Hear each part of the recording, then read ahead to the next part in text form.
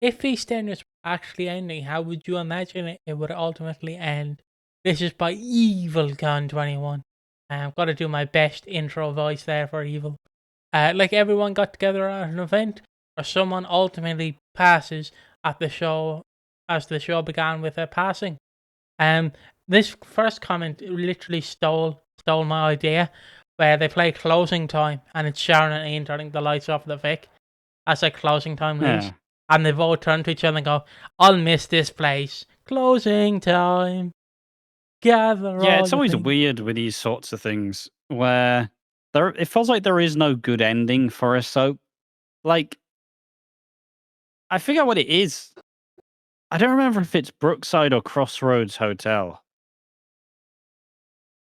Right? where it turns out, I think it's Crossroads. I could be wrong. Where it was like a famous like soap that had thing is Bet Wilder. I remember. No, it's Noel Gordon. It's Noel Gordon. And they did a little reboot to try and modernize it and do it in like the 2000s. It could be Brookside, but it turns out that they just it's all just the imagination of some retail workers and they're just making it up. And it ultimately just killed everything because it's like, oh, so what you're telling me that this is all. Yeah, there we are. The Crossroads Hotel ending turned to be a figment of a supermarket worker's imagination. Oh, So imagine how crazy that would be. Imagine watching a soap your entire life. Imagine like, oh, it's my favorite show. I've been watching it for 40 years. I don't remember how long Crossroads was on for. It was all a dream. Ah, what you doing that for? You're ruining it all. who was You're the absolutely ruining it all. who was Sharon's dog on EastEnders in the first episode? What was the name of the dog? I want to say Rowley, but I don't know if that is. Anyways, wouldn't it be? Imagine like pan. I don't know how you do this considering Sharon is like 50 now.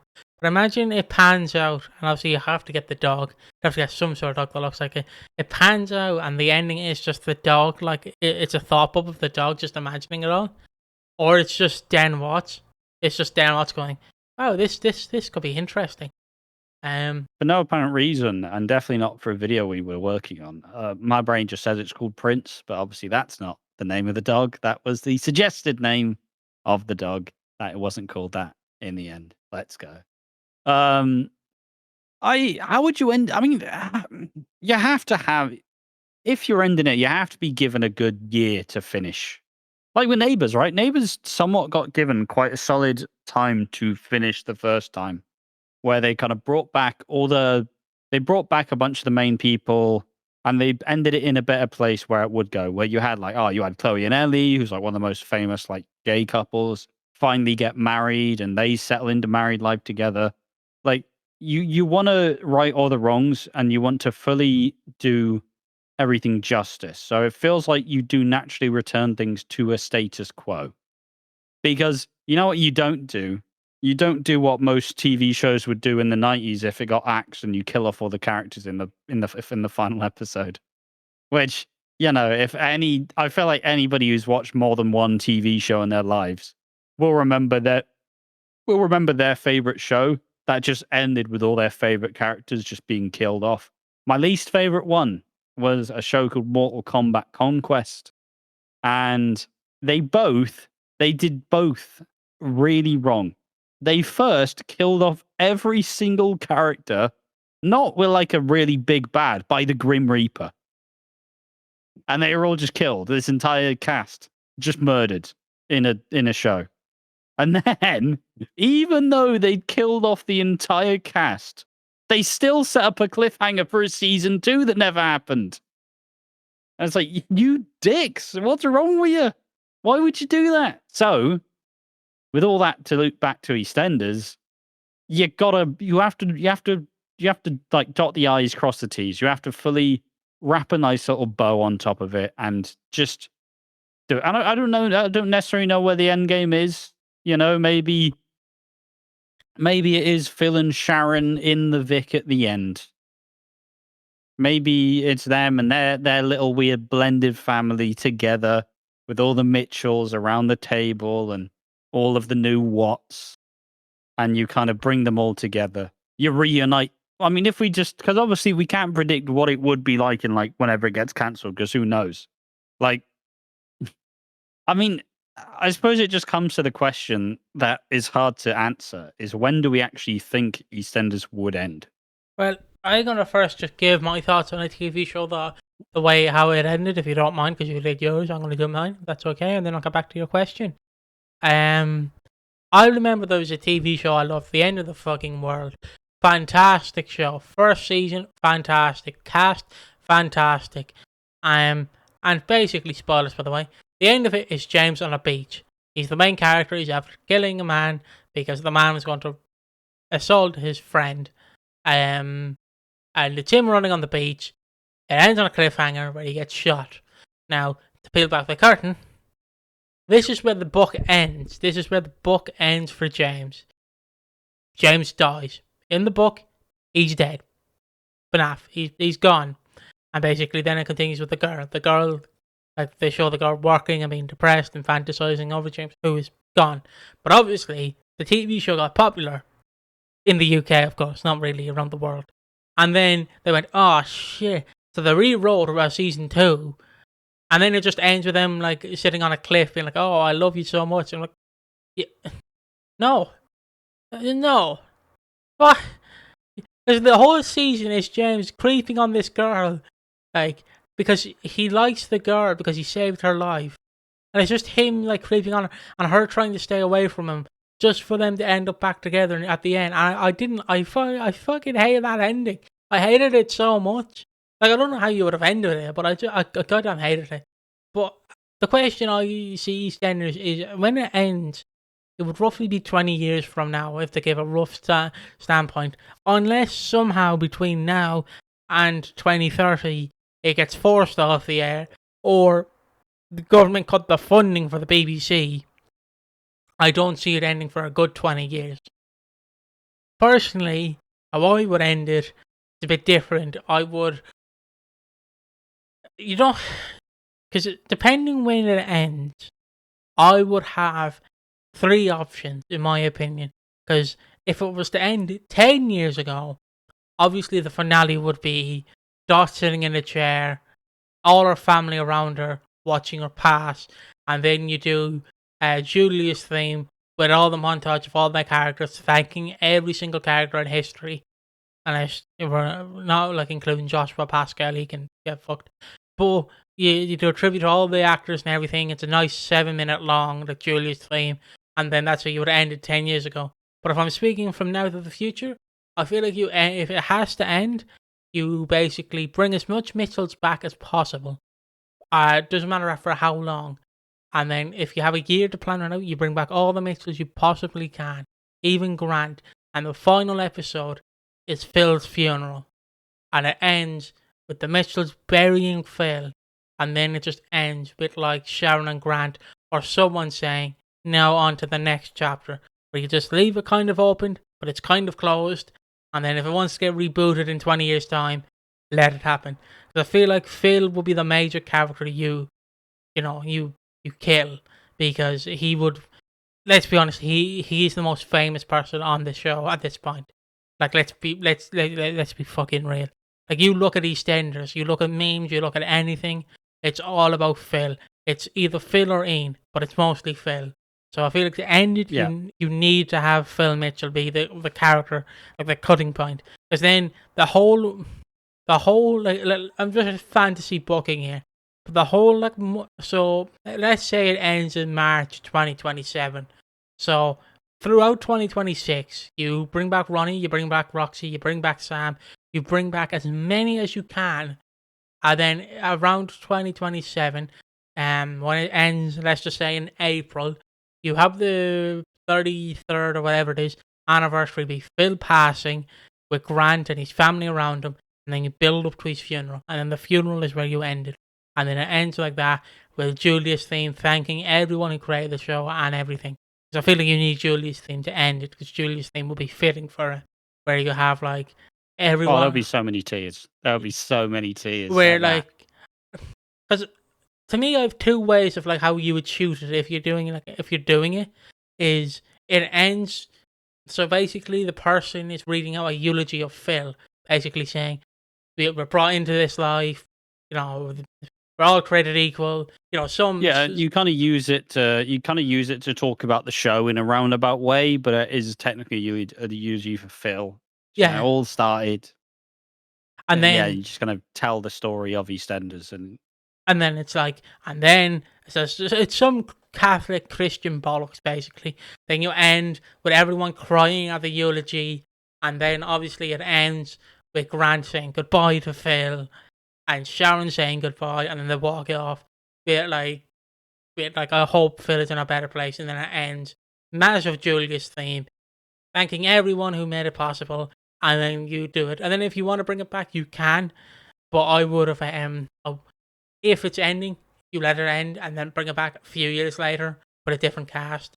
But to end it, yeah, Phil has to be the one who passes to me, in my eyes, because if Phil is sadly killed off in the next 2 years, the only other person you could do it is Ian or Sharon. yeah, Let's be real, yeah.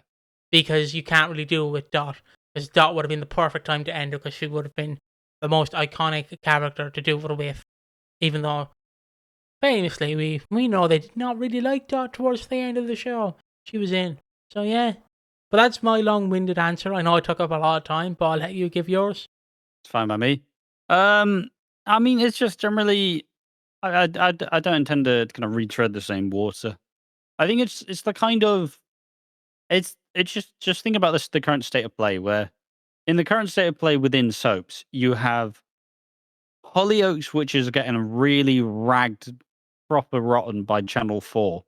As to each time they start making good strides, Channel 4 goes, and back in your box. You know, all right, well, you just axed an hour of our screen time and a bunch of our cast. Can you give me a fucking break? No. Oh, great. Then you have ITV, who is making a lot of very prominent cuts to Emmerdale and Coronation Street because obviously they have two soaps, which are both a feat of like a really impressive feat. But the main issue is the shows haven't necessarily been in the best places. Emmerdale's had a good year.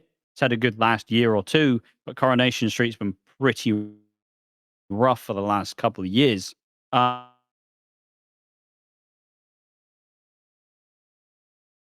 It is getting better. You know, let's just make that. If you think I am, you ain't ready for this. You ain't ready for the next couple of videos. Um, y- but EastEnders with the Chris Crenshaw era, and despite a very vocal minority shitting on it, has pretty much remained steadfast, gained more viewers than it had, and ultimately EastEnders isn't really. You don't ever see these articles currently going out about EastEnders being like, "Oh, fucking hell, guys, gonna have to cut a lot of people." It's the only show that's actually come up smelling of roses. So, in my brain, it feels like I don't know. In my brain, in terms of how it goes, and I know this isn't entirely about EastEnders, so I'll get back on topic in a minute. But Take your time. in terms of how it all ends, it feels like the way that all the soaps stop is it goes Hollyoaks ends first because you know the writing's on the wall. Then it's Emmerdale, and then with EastEnders and Coronation Street, I don't know because obviously Coronation Street's been on the screens for 65 years. Like it's a hard legacy to beat. Do I think EastEnders is going another 25 years? I don't know about that one, Chief.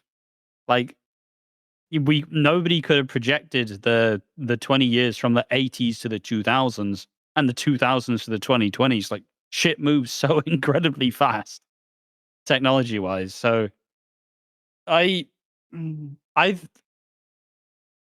I think it's got a good 10 years in it.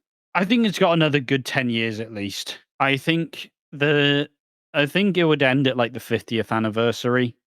Um and simply because I think we'll reach a point where unless we actually adapt properly, I think that TV will become redundant and the high costs will be far too high for people to justify.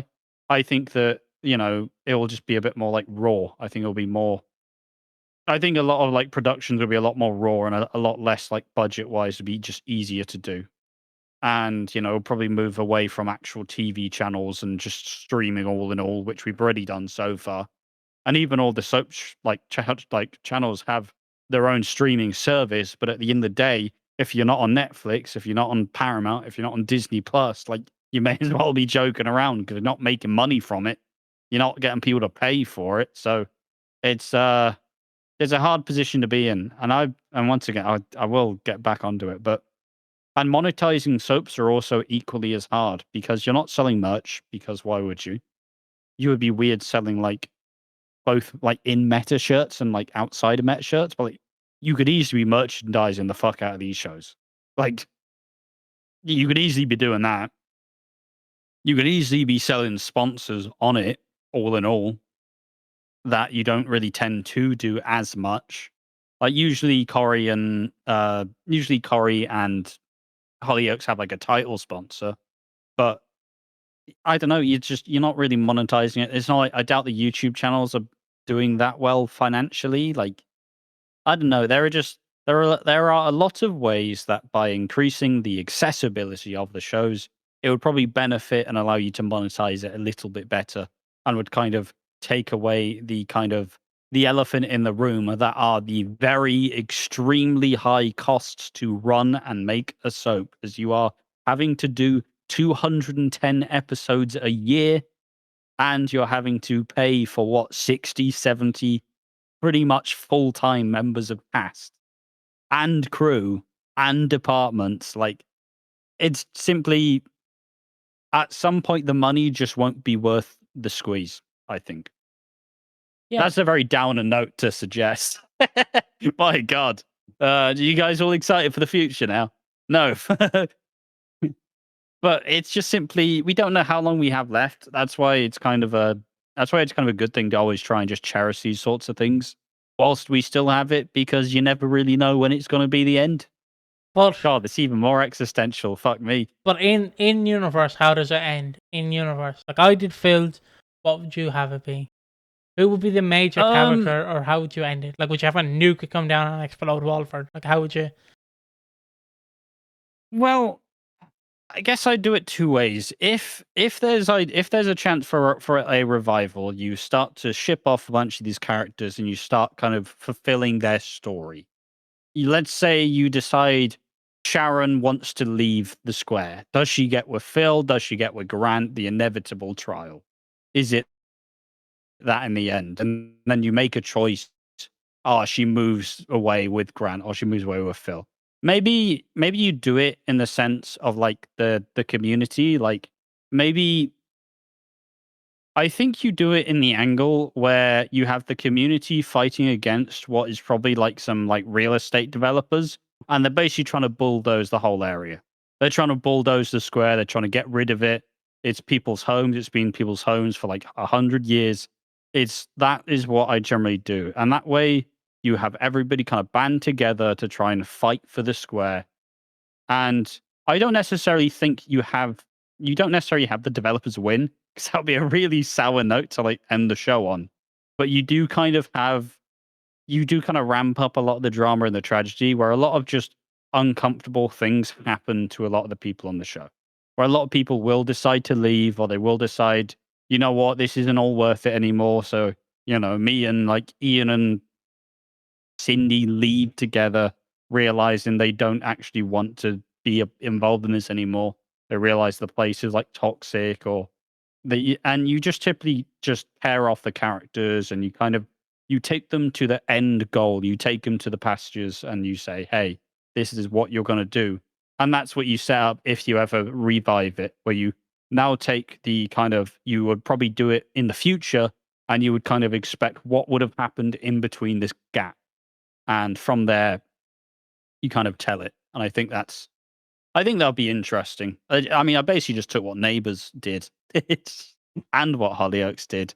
But look, what ideas are original? None of them. Um, but if you do like if it's just fully to be done, I do think you probably have to do something more similar to your suggestion, where you do take Phil Mitchell and you do have him die, and you have the kind of essentially be him being like the lifeblood of the square dies essentially. Like it's all over. And everyone comes together, everyone from old, everyone from new, everyone from Phil's past, pretty much as many people as you can get from the square, and you have them all return and kind of commemorate the life. And this is the kind of life force of the show kind of ending, because Phil is, as kind of mentioned, pretty much the most iconic at this point. And from that, you kind of make peace with it, and it kind of, with it being such a high profile thing as well, like it'd probably be the best one to go. So yeah, your theory. Uh, I made myself nearly cry because I thought of a sad scene you could do where you obviously have Phil, who's a ghost now, and you have Peggy, obviously the younger Peggy, because you can't really do Barbara Windsor. And then you have Grant, and Grant's sitting in the chair, and obviously beside him he's seeing Peggy and he's seeing Phil, and Grant's like, "Was I a good brother, Phil?" And you just get that moment where obviously Phil's not in the room, he's a ghost, and Phil just opens up to him, and then because you never see Grant cry, he's rarely cried throughout his He'll shed like a tear. He'll get like a singular tear. But it fully breaks him seeing his ma and his brother like beside each other now, and it just breaks him. And you can even do what you did with Peter when Lucy died. I'd even go fully ape, and I'd even get a Nick cameo in some form. I'd even get like you bring back as many people as you can to celebrate the history. But like, just what I was thinking is like, do you remember that Lucy when Lucy died and he has to tell Peter and he lets out that wail of a scream? You do that with Grant as well. Like, you just do it with Grant. He lets out a wail of a scream when he finds his brother passed.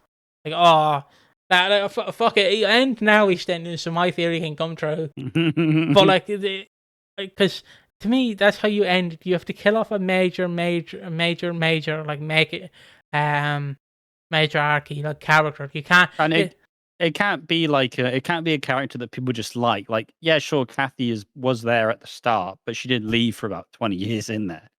Like, you can't just, or like maybe 10, but like it has to be a universally beloved character that would really like tug on the heartstrings. Yeah, and that is where we end the video now. I feel like that's a perfect place to end it. I got something delivered, so I have to go get it very quickly. So yeah, let's see you in the next one. Bye bye. Bye bye.